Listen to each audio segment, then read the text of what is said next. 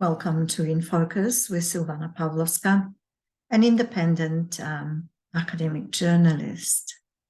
Today we're going to continue with part 4 of the academic paper written by Ivanka Vasilevska, PhD, Associate Professor at St. Cyril and Methodius University in Skopje, the Republic of Macedonia.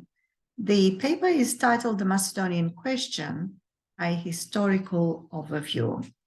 As you know, we've already done parts 1, 2, and 3, and I recommend you listen to them in that order. Today's part is part 4, and it will be the final part of this academic paper. On the 28th of August 1919, it was ordered that Greece take care of the educational process on the local level in order to be implemented. That is the language of the majority of the population.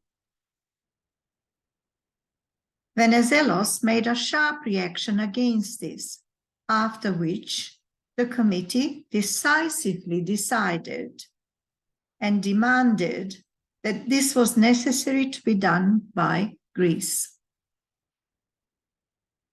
After several months of negotiations with the Greek delegation, with the decision of the 3rd of November 1919, it was decided that the treaty with the Kingdom of Greece will be confirmed. Greece, despite the treaty for the minorities, succeeded to impose before the High Council its plan for reciprocal exchange of the population between itself and the Bulgarian Empire. To Greece, the native Slavic population, that is the Macedonian population, was a burden which the country did not identify as Macedonian. But it was in most numerous in the annexed region of Aegean Macedonia. Ever since the time of the Bucharest Peace Treaty from 1913, Greece accomplished its intention before the committee to push its idea through which the country considered that the compactness of the Macedonian ethnic population will be shattered, thus paralyzing any possibility of a future annexation of the entire territory of ethnic Macedonia. In this regard, the committee formed a special subcommittee which presided specially for this question. As a main clause in the preparation of this treaty for voluntary exchange of population was projected that the immigration of the population from the seaside part of Macedonia, that is the Aegean Sea, and Thrace in the Bulgarian Empire is to be performed by their own will and freely in a time frame of 4 years from the day of entry into force of this treaty. The committee considered that the problem of the exchange of populations should be extended to all the Balkan countries. It was agreed that the same clauses would be written in the treaty with Turkey as well.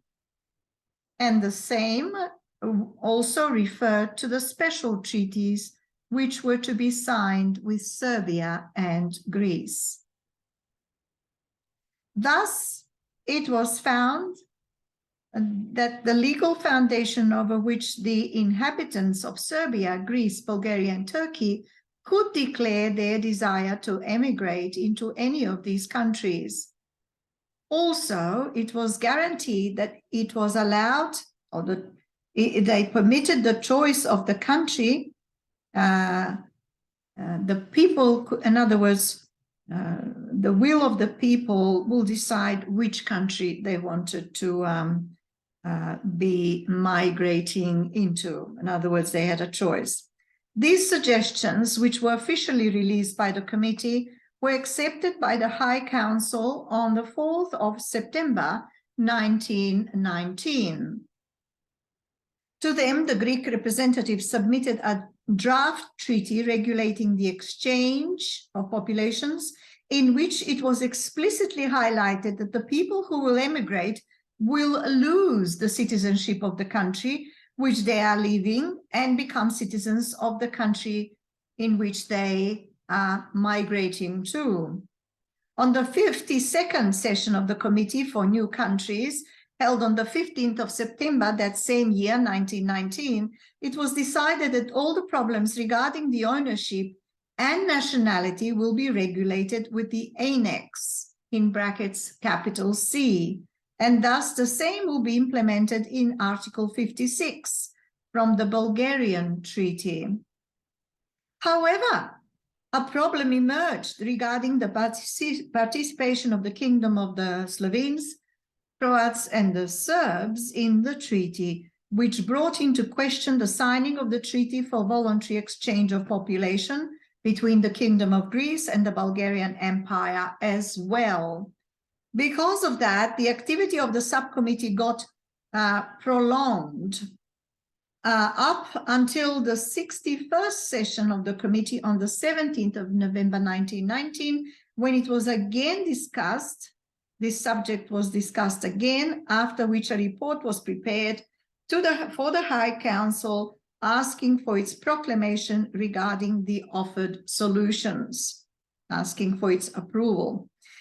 On the 19th of November 1919, the High Council declared positively the treaty, and the same was sent to the delegations of Greece and Bulgaria with an indication within 48 hours that they should sign it between themselves.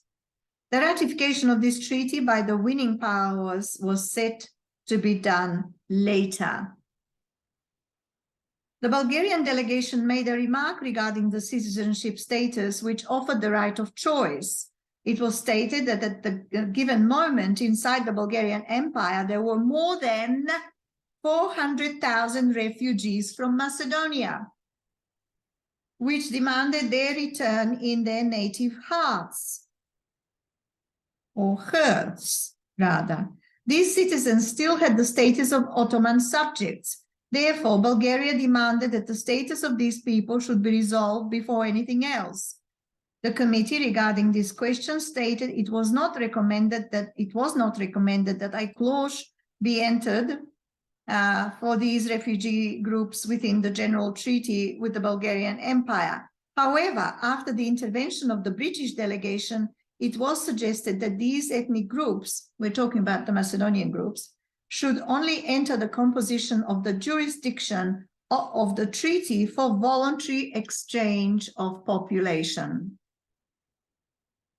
With regard to this issue, which was again discussed on the 55th session of the Committee for New States on the 28th of October 1919, it was questionable how will it be resolved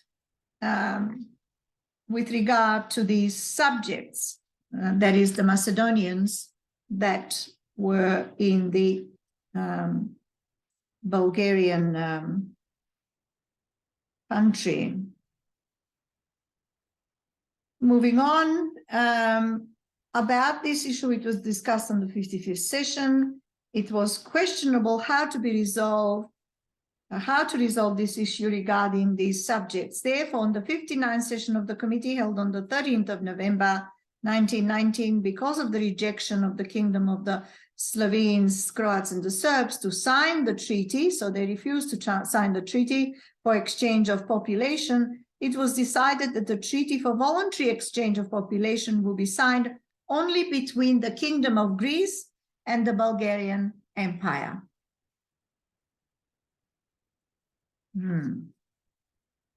On the 62nd session of the committee held on the 24th of November 1919, the signing of the Treaty for Voluntary Exchange of Population between the Kingdom of Greece and the Bulgarian Empire was confirmed. This act of the Balkan countries, along with the winning powers at the time, we've already mentioned, European countries and including the United States of America, meant that the legitimacy was given to the disunion, denationalization, and assimilation of the Macedonian people.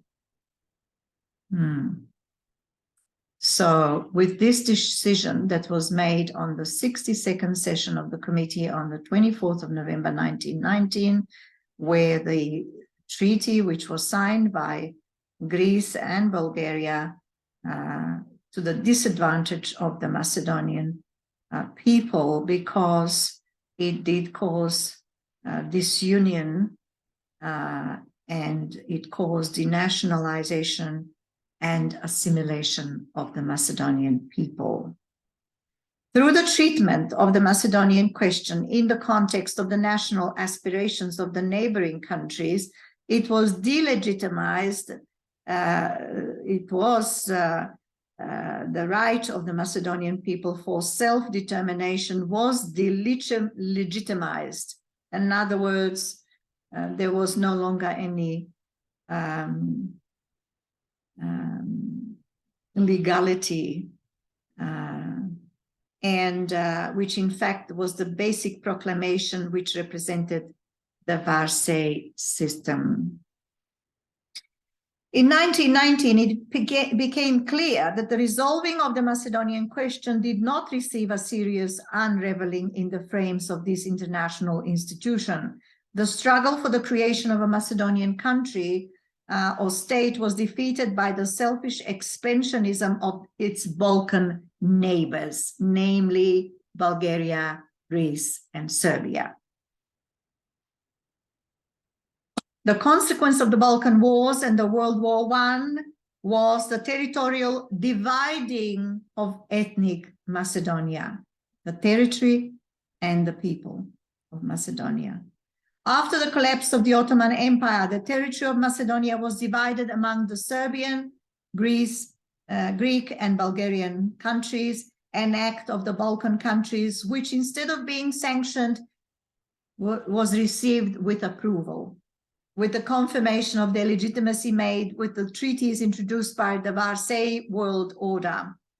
Divided with the states within the state borders after 1919, the Macedonian nation was submitted to a severe economic exploitation, political deprivation, national non-recognition and oppression, with a final goal to be ethnically liquidated, writes the author of this academic paper, Ivanka Vasilevska. In essence, the Macedonian question was not recognized as an ethnic problem because the conditions from the past and the powerful propaganda machines of the three neighboring countries, Serbia, Greece, and Bulgaria, made the efforts to make the impression before the world public that the Macedonian ethnicity did not exist, while Macedonia was mainly treated as a geographical term, and the ethnic origin of the population on the Macedonian territory was considered exclusively as a lost herd. Lost herd is in quotations. That is, as a nation which is either Serbian, Greek, or Bulgarian. On the account of this situation, during the entire period between the wars, the Serbs, Greeks, and the Bulgarians were unified around the position through which they denied the existence of the separate Macedonian identity. Serbia named the Macedonians in the Vardar part South Serbs. Bulgaria claimed that the Macedonians were nothing else but purely Bulgarian people. And Greece entitled the Macedonians to be Slavophonic Greeks, before finally giving them the name Bulgarians.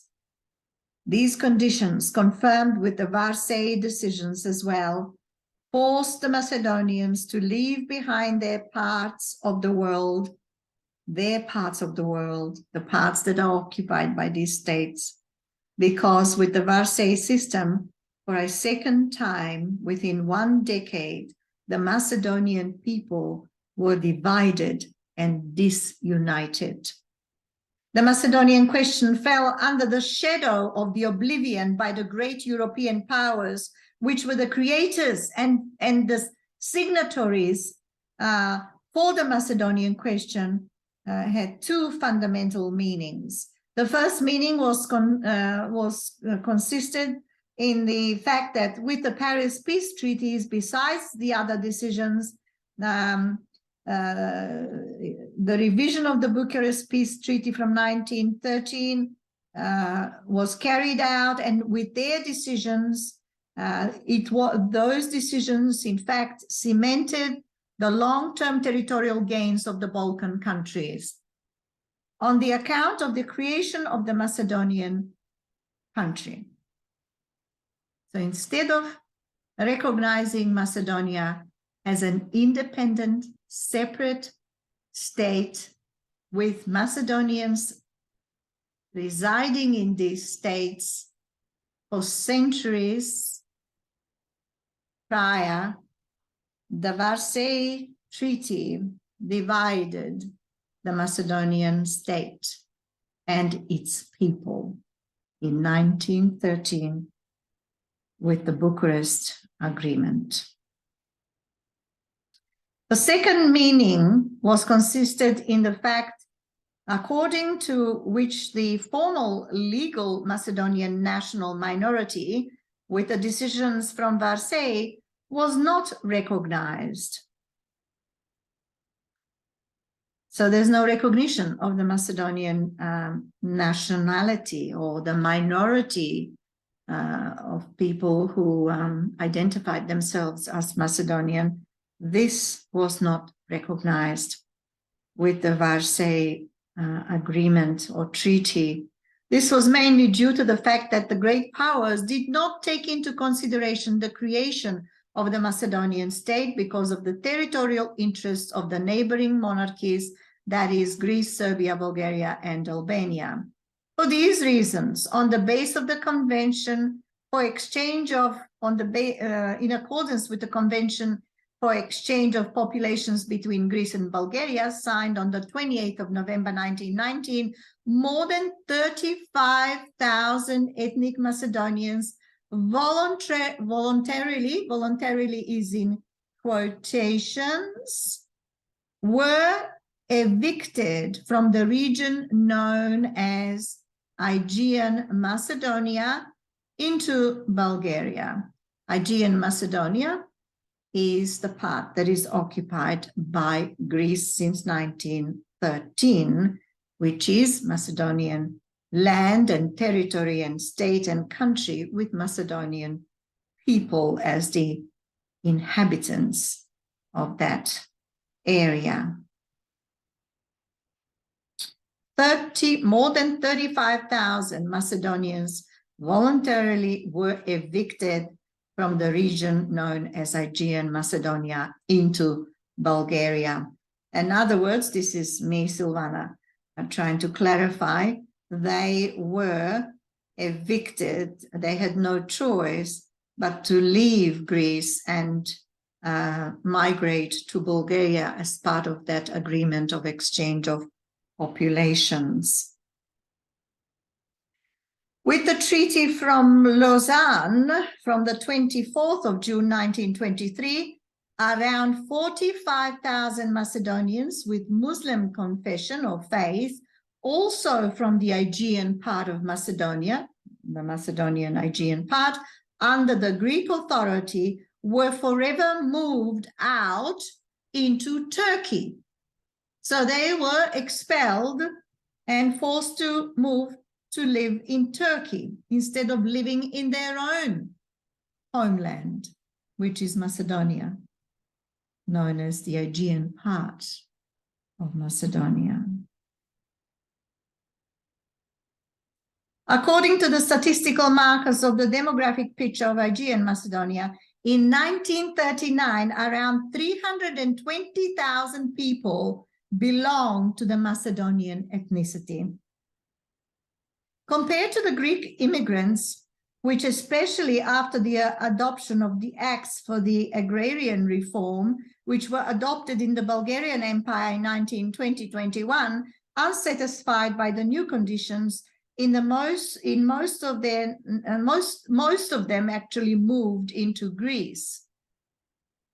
And the Macedonians, especially those who lived near the border with the Kingdom of Yugoslavia, the kingdom of the Slovenes, the Croats, and the Serbs, decided not to move out.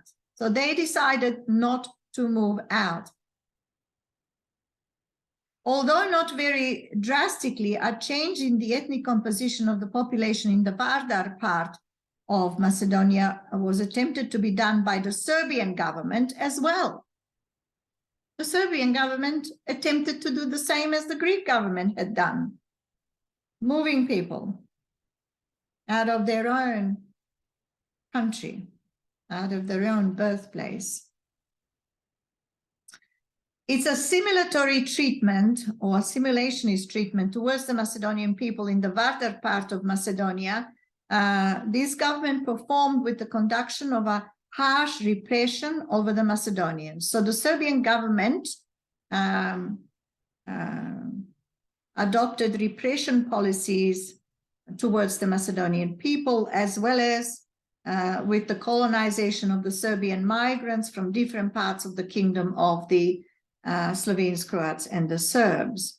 The dividing of Macedonia led to a change into the Macedonian National Revolutionary Movement. Until ASNOM, A-S-N-O-M, held on the 2nd of August 1944, it was exactly then where the statesmanship vision, which the Macedonian people carried throughout all the changes and destiny's temptations, got its expressive form with the creation of Federal Macedonia within the borders of Avnoj Yugoslavia.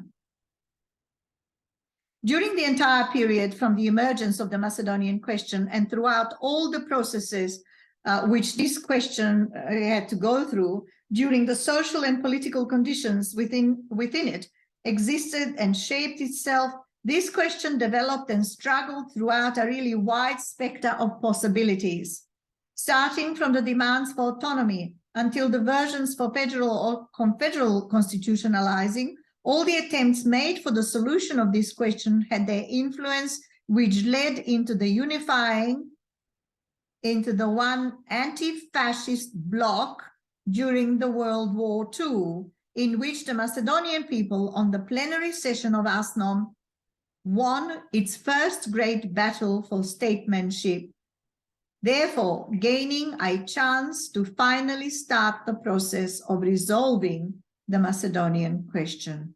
This process lasts to the present day. So this was the academic paper titled The Macedonian Question, a historical overview by Associate Professor Ivanka Vasilevska, PhD, from the Saint Cyril and Methodius University in Skopje, Macedonia. It is a historical overview from a point of view of a Macedonian scholar and academic, rather than from the point of some Western so-called scholar or expert on the Macedonian question. I hope that you will be able to listen to all the recordings, all 4 of them, that form part of this academic paper by the professor. And I hope that we've created an awareness of the position of a Macedonian person who is in the best possible position to be able to independently research and be able to put together an academic paper which is objective and impartial. The Macedonian question, or the Macedonian struggle, as the Greeks named it initially, still continues today. Unfortunately, we still have the so-called great powers, which are the same great powers in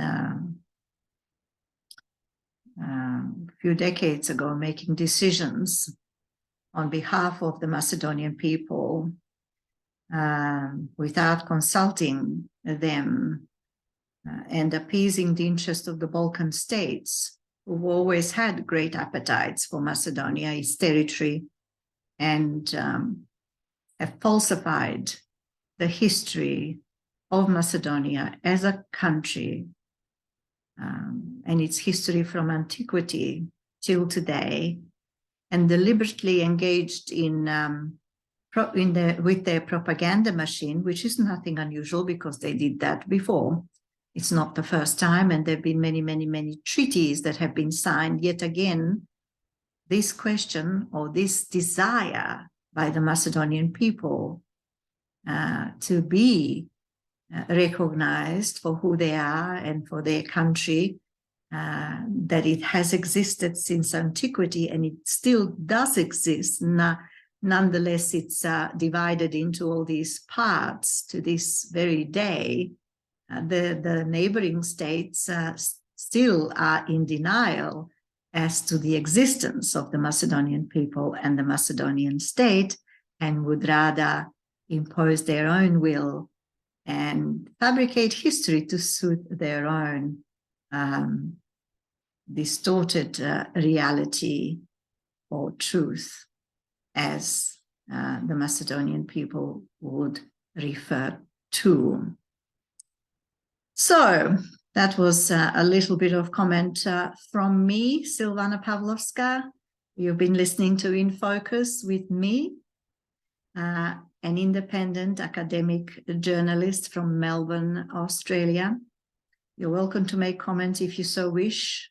Any derogatory or inflammatory comments or offensive comments are not welcome, and therefore no propaganda. We are not to be used as a propaganda machine by anyone. The purpose of this program or this broadcast is to create an awareness about the different academic papers that have been published over the years. We have presented to you previously other academics' point of view of the historical overview. So you have some understanding, and you can, of course, ask questions about those things. I will not be the person responding to your question because I'm not the historian nor the writer of these academic papers. Thanks for listening. I'm looking forward to seeing you for the next set of academic papers in the next few days. Thank you. Bye-bye.